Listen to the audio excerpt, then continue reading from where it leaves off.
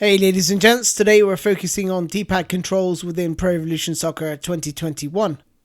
Now I'm sure you're aware, but if you press left or right on D-pad when you're at a corner or a free kick, it will sometimes bring up a menu.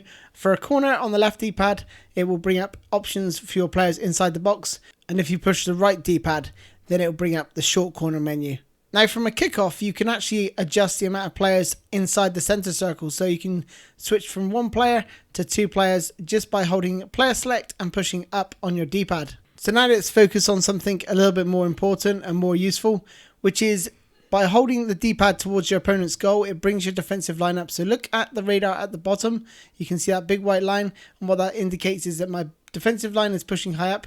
As you can see there, it's squeezing the defensive midfield together. And whilst in this clip, we're seeing the opposite. So I'm holding the D-pad away from my opponent's goal. That means my defense is going to drop off deeper.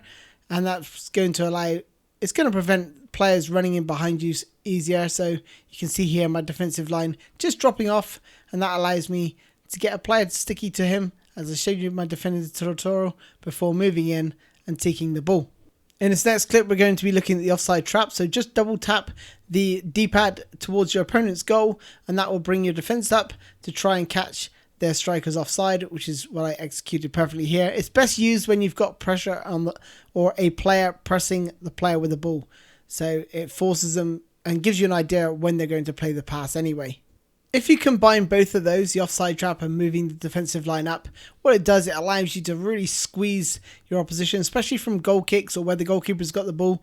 And what that does is, look, he's so isolated, your defensive midfield are nice and tight together, making it very, very difficult for them to play out. Again here, look, the defensive line pushing up, so isolated, no one to flick the ball onto, and you can gain possession very, very quickly like this from goal kicks. And even if they do get in behind, there's nowhere for him to run. And finally, we're just going to look at how to turn the advanced instructions on and off. So on the left hand side, you can see the different types of marker for the various instructions.